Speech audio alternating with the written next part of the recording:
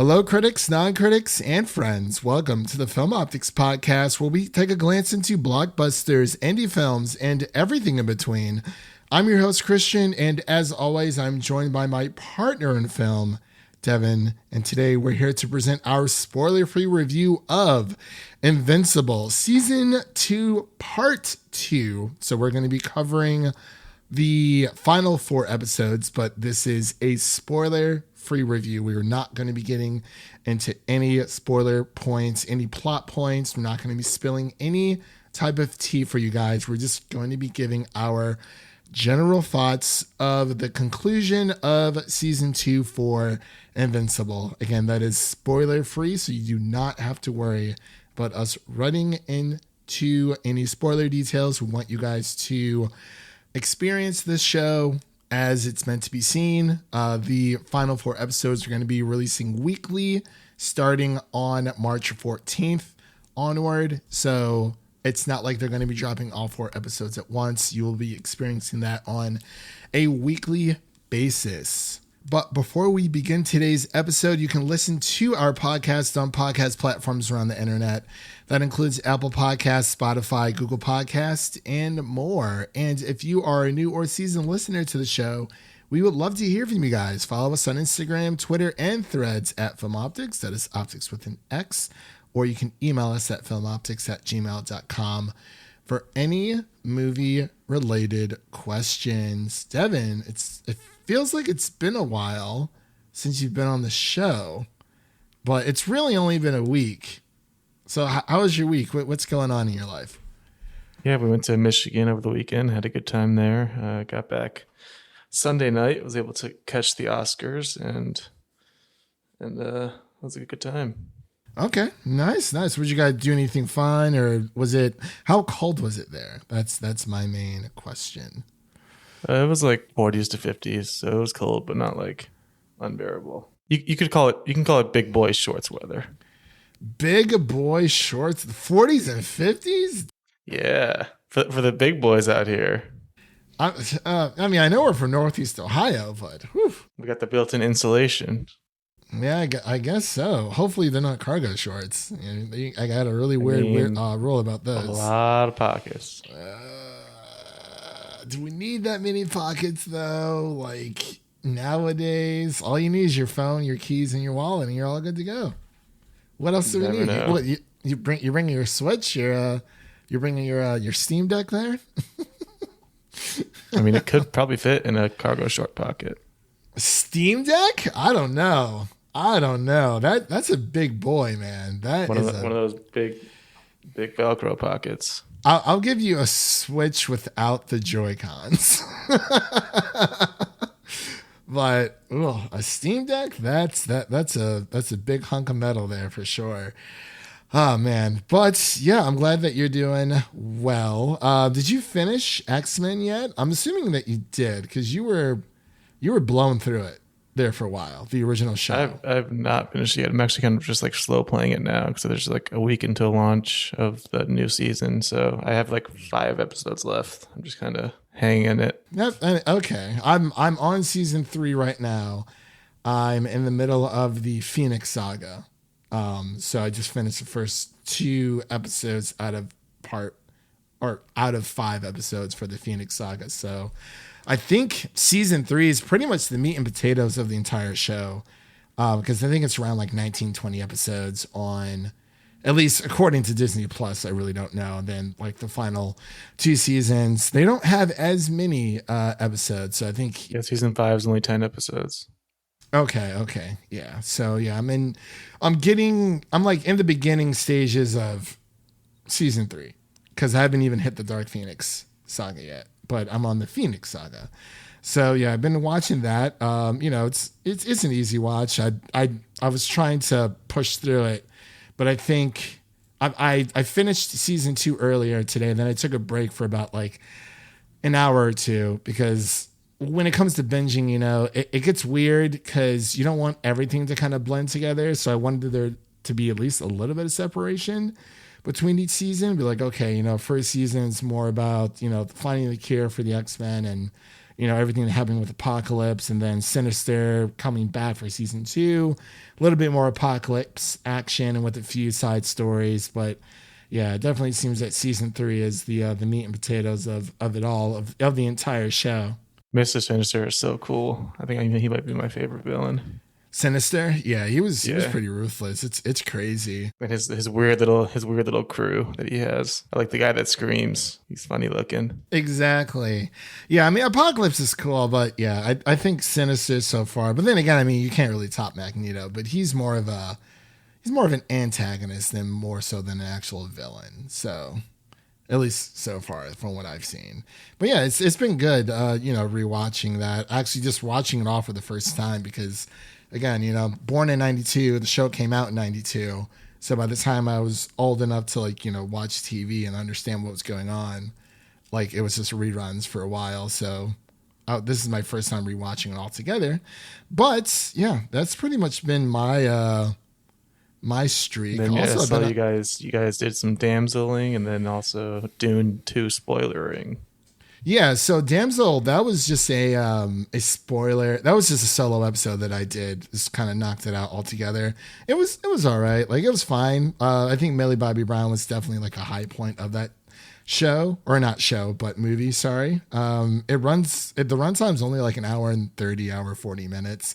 It's really an hour and 30 because you have to include the credits. But yeah, I mean, it was all right. I don't think it's that bad of what people were saying, but I always enjoy seeing Millie Bobby Brown on screen. She does a good job. She produced it. That was pretty cool. Some pretty cool action sequences, but it's a pretty simple story. Nothing to write home about, but it was fine. But yeah, we also did Dune Part 2 while you were away. So definitely check that out if you haven't. Or our spoiler review for Dune Part 2 that I did with Amanda. And I did the spoiler review with Devin here, of course, our main co-host here. But enough chitter-chatter, Devin. We got to dive back into the life of Mr. Mark Grayson. So, without further delay, we'll be right back after this introduction to Invincible Season 2, Part 2. We all remember that day. For some, the pain will never fade. When I was a kid, I always wanted to be my dad. What if that happens? What if I become him and I don't even know it? I need to do more. I can save lives. Put me back out there. And we are back with our Invincible Season 2 Part 2 spoiler-free review. Again, just wanted to let you guys know that this is spoiler-free. We will not be giving away any spoilers for the first 4 episodes. We were able to watch the last 4 episodes of this series courtesy of Amazon Prime. So thank you to Amazon for allowing us, for sending us those screeners our way, because that was quite a surprise. If you missed part 1 of season 1, I actually covered that with Leo over from Geekly Goods on his YouTube channel. Definitely check him out. So we did a part 1 together, and that was back technically last year of 2023, which is kind of crazy to think about. And yeah, now we're finally here. Part 2 of season 2 of Invincible is here. That's a mouthful to say, but I'm just going to say part 2, Invincible part 2, or just part 2, just to kind of make it a little bit more synonymous. But yeah, we heard that there was going to be a break coming into part 2 of season 2, and was not expecting this long of a break, because I believe the original, or for season 2, part 1 ended on November 24th, 2023. Yeah, it was about 4 months. That's a long time to wait. Yeah. That's a long time. And, we're going to get into it here, because I know the showrunners, they made it seem like, we're only going to be taking a month break between, it's November. It hit right before Thanksgiving, Christmas, and all the other holidays in between.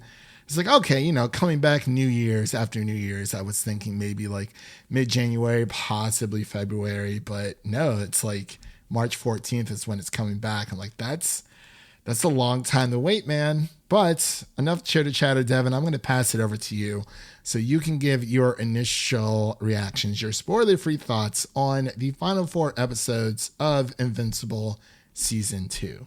Yeah, going into this one, it's just kind of crazy. Like, this season has been so difficult to cover and even to kind of enjoy to a degree, just because of that like layout they set forth for the release schedule and how it really messed everything up. Because coming off of season 1, obviously everyone loves season 1. It's just one of the best seasons of a superhero show that we've ever seen. There's just like a high coming off of that finale and everything, all the memes and everything. And that was April of 2021. So that was a little under 3 years ago. So it's like we had that hype, and then it kept building, and then season 2 comes out in November of 2023. It's like, oh, okay, only 4 episodes. That's really strange. And then we have to wait another 4 months to get the other 4 episodes, and it just feels really disjointed, and it like kind of affected my personal viewing pleasure of the season in totality.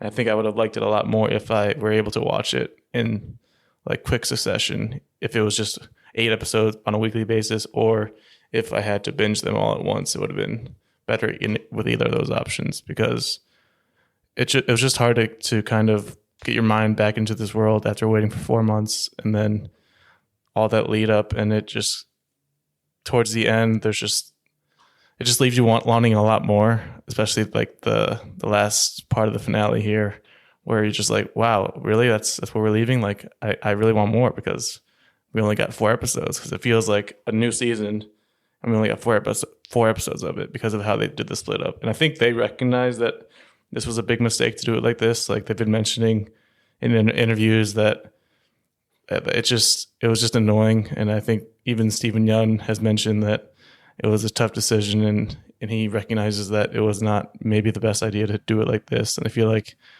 they will definitely learn from this. I think they maybe even made some jokes about it in this second half of the season, just kind of joking about the animation process, and I think that was really cool. But overall, I mean, I did enjoy it. It's still really good TV, but it was just hard to fully get into it and fully enjoy it as it should be because of the disjointedness. Yeah, I agree with you 100%, because and I agree. It feels like a new season, because like I said, the episode 4 of season 2, titled "It's Been a While," came out Friday, November 24th. And again, with I can't even say episode 1, episode 5 of season 2 dropping Thursday, March 14th and running through April 4th. It is a little annoying, because they kept saying that, it's going to be, the showrunners, I should say.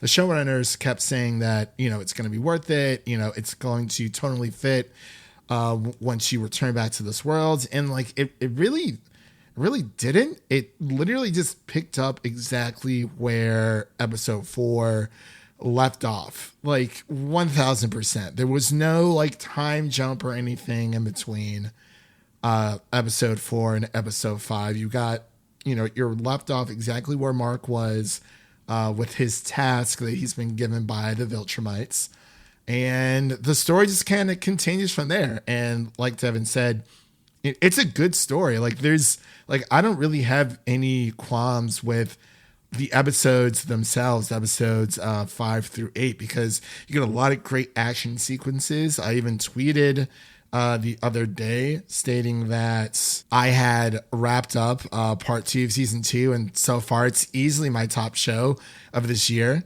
With Mark's journey taking a significant turn with relentless action that expands his world. And it's top-notch television. It's top-notch storytelling at its finest. And in a way, I want to say it was well worth the wait, because the episodes were so good. But at the same time, I do agree. It took me a second to like even remember what happened in part 1, because it was so long ago. And I was like, oh yeah, that happened. And it's like, I guess I could have watched episodes 1 through 4 first, but it's like, I really shouldn't have to.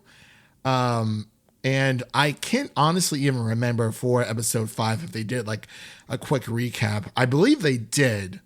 It was like a super quick recap of what happened and in part 1 of season 2. But it's like the issue, if the issue wouldn't have even been like if they would just waited to drop the whole season like right now instead of doing the split of 4 and 4 like that. Like waiting isn't the issue. It's just like when you do 4 and 4, first of all, I don't think it's ever been done before. It has with for a reason. Sopranos. Sopranos has done it with I think it was season 6. They did 4 and 4. Well, I don't know if it was 4 and 4, but they did split up one of their seasons between 2 parts, and it was not a significant wait, but it was a pretty big gap in between. Yeah, I just feel like that just really does not work for a TV show, and I think people are kind of seeing that now, and hopefully they learn from that. Because if it takes you more time to animate and things, that's fine. I think they are realizing. I think they probably learned some techniques here and there, like they mentioned in the show, like they can actually get the backlog going and not be behind on the animation. So I think that should be good. So I think my biggest issue is that the creators made it seem like all episodes were done, like all 8 episodes, and they made the sound decision to split the season 4 and 4. And it's like, okay.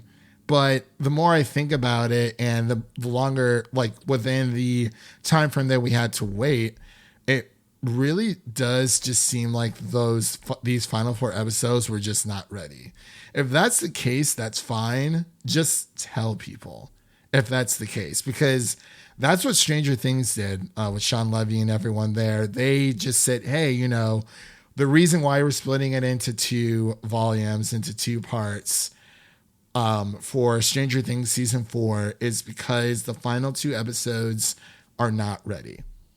And I was like, okay, that makes total sense. I still think they should have went on a weekly release for that because it would have given them a little bit more time finishing those final 2 episodes. But that's neither here or there. They were transparent with that. And also the wait between Stranger Things season 4, volume 1 and volume 2, I think it was like a month. I'm pretty sure it was like a month, maybe a month and a half. This is going from this is like almost like 4 months. Like that's crazy. Like December, January, February, March. Like that's 4 months of like, and then you kind of just like expect people to people are going to pick up the show because it's great. But at the same time, so I think the break hurt the experience of the show, not the story itself, not the episodes. These episodes are fantastic. It has some of the best action fights in these final 4 episodes. And there's a lot of tense moments that I didn't think they were going to dive into certain areas with characters and putting them in certain situations. So it's like, I thought that was fantastic. I am very excited to rewatch these episodes because I do want to watch them on a weekly basis, but perhaps I need to start back over from the beginning of season 2 and watch the first 4 episodes and then, watch the final 4 episodes on a weekly basis because I just feel like that's just a better viewing experience itself. But yeah, that's, and I think personally the break is really what hurt the show because, like I said, I cannot for the life of me, outside of like a few details, remember what happened in part 1 of season 2. Like that's just me personally, but I think that season 2's biggest is its Achilles heel is that we had to wait so long. People aren't necessarily going to remember what happens. Because, I mean, a lot of stuff has happened between then. The Oscars just happened.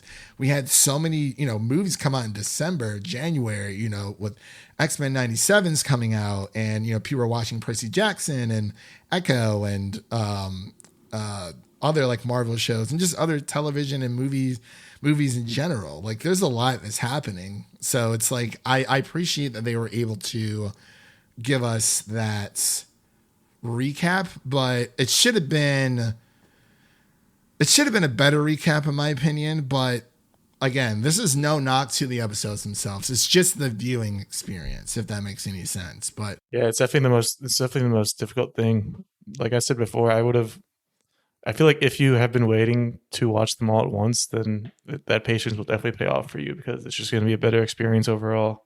Yeah. For the people that like to binge. Because like I said, if it would have been the weekly 8 episodes, that would have been just perfect, because I like watching them weekly. I like getting the analysis from the Heavy Spoilers, the New Rock Stars, all those channels. I like watching all of that before the next episode. Yeah. I mean, I think that's like the perfect viewing experience for a show like this. But then even if you binge all 8, that's still better than what we got. Yeah, I feel like if they were going to make this split, they should have just made the final 4 episodes available for everyone to watch. If since they went this route, I think that would have been the better approach, because you're already asking people a lot to wait 4 months. And like I said, they made it seem like it was only going to be like a month in between. And I was like, that is a long time, man. But I do agree with you when it comes to pretty much everything you had said. It's just, I don't want it to be like completely negative. Like we said, the episodes are definitely quality, and I want to mention like I just love these characters so much, and just seeing some of the interactions between them. Obviously, Mark and Amber at the heart of it, like their relationship is just like so crucial to the show, and they do such a good job of portraying that. And then we also get some new characters thrown in here, some new bad guys, and they're always so cool to see. We get some Alan the Alien in here. He's definitely a fan favorite. There's just a lot of cool just storylines and characters.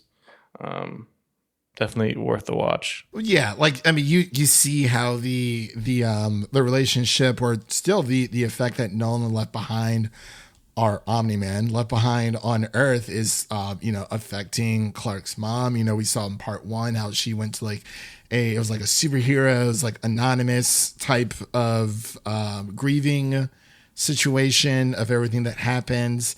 But like part 1 was more about trying to recover from the events of season 1.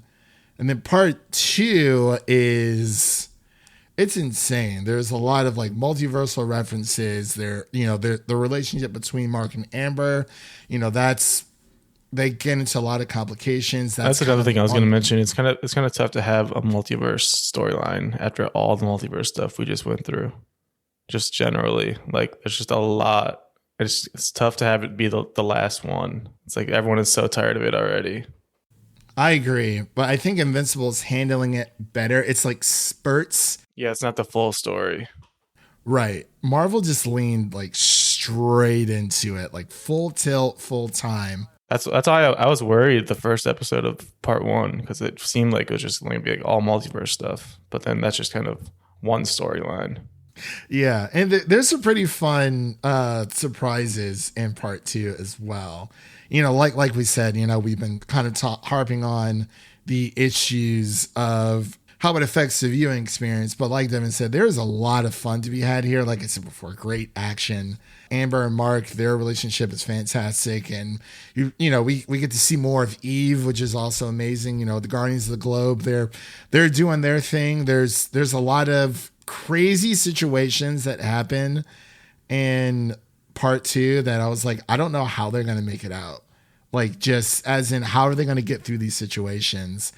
And it's getting into the weeds, man. Like, we are really like, it's a buildup. I can't say the season finale of this show for season 2 versus season 1. It's a different tone, but I would say it's just as bloody, if that makes any sense. And that's all I can really say about it. But it's good, man. I want season 3 to come, because like you said, we were able to sit down and, we had these screeners.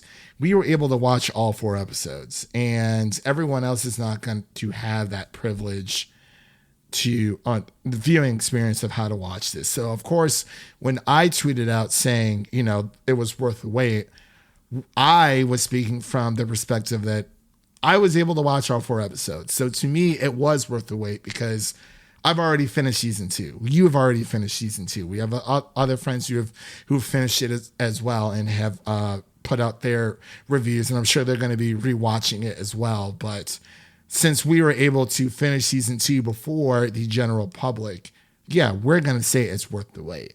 But when it comes to those who just want to tune in every week, we'll just have to wait and see. Some people may not mind. Other people might, but I think that it's always the waiting period with this show that seems to hurt it, but not the show itself, but the production of the show, because it took so long of a wait between.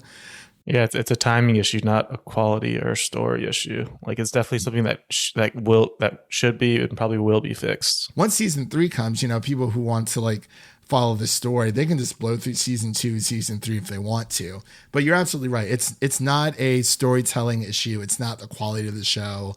It's none of that. It's timing. I think that is the best way to say it, because it was a pretty big. It was like a 3-year wait between season 1 and season 2. Everyone was so excited, like, oh, it's coming back, kind of. And then it's 4 episodes. Yeah. But then they're like, hey, we'll throw you this like fantastic Adam Eve special right before season 2 drops, which is phenomenal. It is phenomenal. And the only question that I have for Invincible and company, cast and crew, is when are we going to get Blu-ray release? Because this is a great show, and this is something I would love to own on Blu-ray for physical media's sake, for preservation, because we get the boys has like all 3 seasons are out on Blu-ray, and I know different companies work with Amazon and whatnot, but this needs to be out on Blu-ray at some point, whether it's like towards the end of season 2, or if they just do like a huge collection thing. I'm not sure how many seasons they plan on going for. I think it's a few. But I think this is one of Amazon's, still one of their like flagship shows, because it is like that adult, superhero show that people are able to relate to, and it's great. But did you have anything else you wanted to mention before we get into our final thoughts and ratings? Because I know we've been talking for a bit. I feel like I've been hogging the mic, and I do apologize. But is there anything else you would like to bring up that we have not had a chance to talk about? Yeah, I think we covered pretty much everything we can. It's not spoiler. Yeah, that is true. Yeah, we can't say too much. Sorry, guys. We can't spill the tea. Can't spill the tea. We want you guys to watch this for yourself. So as I mentioned before, part 2 of season 2 hits March 14th and runs on a weekly basis through April 4th. Each episode is going to be dropping on a Thursday, so definitely check it out. And if you're not sure if you can remember too much about what happened in the first part of season 2, either you can rewatch the episodes, or find your favorite YouTuber, or find a YouTuber or a YouTube video out there that explains the the Cliff Note versions of episodes 1 through 4. So and like Devin said, the issues that we have with the show is not a quality issue. It is not a storytelling issue. It's not a writing issue at all. The show is well produced. It's just it's the timing, and I'm hoping for season 3 onward, just release the entire season. If you're going to stick to a weekly basis, I actually probably prefer that, because it gives you something to look forward to every week, and it feels like less of a chore. But yeah, hopefully for season 3 onwards, they do not have any more timing issues. But let's get into our ratings, final thoughts, and our ratings here.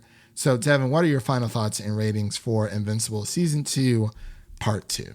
Yeah, final thoughts. Like we've been saying, it just comes down to a timing issue more so than quality overall. There are definitely some things here or there that I didn't like as much in part 2 of season 2 that I would have changed or done differently. But as far as the overall score, it's tough to give it a score just because it just feels like there's like a barrier like blocking you from giving the actual score just because of how we had to watch it. It just feels like you're just missing out on on some of like what the actual story was, because we had to watch it in this disjointed way. So as far as the score goes overall for the season, I guess I'd probably give it like an 85, like somewhere around there, just because of the way we viewed it. Just kind of like took away like probably 10 points on its own because it just felt so off. That's fair. Yeah, for me, I would give it just like a 90 because the story is fantastic. And I would say, or you know what? Yeah, between a 90, 85. I'll go with an 85 as well because I feel like the timing did really, because it feels like there should be more episodes coming out, but there isn't. Yeah, because it feels like the season's just starting now. Right. After what we got in the finale. I agree. Yeah. And like it's a great season altogether. Definitely they've been working on this very hard, and we understand, the writers and the actors strike probably hurt this as well. But at the same time, they really made it seem like, the final 4 episodes were done. But to me, I don't think they were. I don't think that they weren't. And like I said, a 4-month wait between part 1 and part 2 really just, it does hurt the experience. Who knows? Maybe it was Amazon that came down with the strategy and made them do this. I mean, we don't really know the full details. Maybe they were just trying to stretch it out and get the most out of it. Yeah, it could be a lot of things. But, Steven Yeun, everyone, cast and crew, Sandra Oh, everyone did a phenomenal job. It's a great story so far. Can't wait for season 3. Bring on season 3. And again, if you have not seen that Atom Eve special, that is also on Amazon Prime. So you can watch that before and or after. There's no right or wrong way to really watch it because it's really just like a backstory for Adam Eve herself. So definitely check that out within your viewings of part 2 of season 2 of Invincible. So that's going to be an 85 out of 100 from both me and Devin. So that's going to be the official podcast score of 85 out of 100. And that concludes today's episode. If you enjoy what you heard, make sure to subscribe to our podcast on your preferred podcast platform of choice. Make sure to follow us on Twitter, Instagram, and Threads at Film Optix. Again, that's Optix with an X. And don't forget to share an episode of our podcast with a fellow movie lover in need, whether it be your mother, your brother, or your significant other. Spread the love for the Film Optix podcast. So let's take a sneak peek of what's coming up next on the show for new review releases or new releases that we have released out on the show. Like Devin said, we did a non-spoiler and a spoiler review for Dune Part 2. So you can definitely check out both of those episodes, as well as our Avatar: The Last Airbender Netflix series spoiler review that I covered with my friend Mike and Leo. And again, I wrote solo on a Damsel review. It was a fun time. Nothing to write home about. But definitely check out that solo review, as well as Devin and I's Shogun episodes 1 through 2 review that is spoiler free. I watched episode 3. So, we're going to be watching that week to week, and hopefully we can get out a full season review once that show has completed. For upcoming releases, we're going to be covering some X-Men 97. Very excited for that. I think the first 2 episodes drop on March 20th. And I believe Godzilla X Kong is coming out soon as well. So we got a lot of stuff to cover. As of right now, we're going to keep it simple for upcoming releases. X-Men 97, Godzilla, X Kong. Those are 2 things we're going to be covering. So definitely keep a lookout for both of those. And again, thank you all for listening. If you enjoy the show, please take a moment to leave us a 5-star rating and review on Apple Podcasts and Spotify. And again, stay connected with us by following us on all the social media garbage, as I mentioned earlier, Twitter, Instagram, Threads, you name it, for the latest updates. That was Devin, and I'm Christian, signing off. And remember, life is like a movie, so go out there and make it a blockbuster. Peace.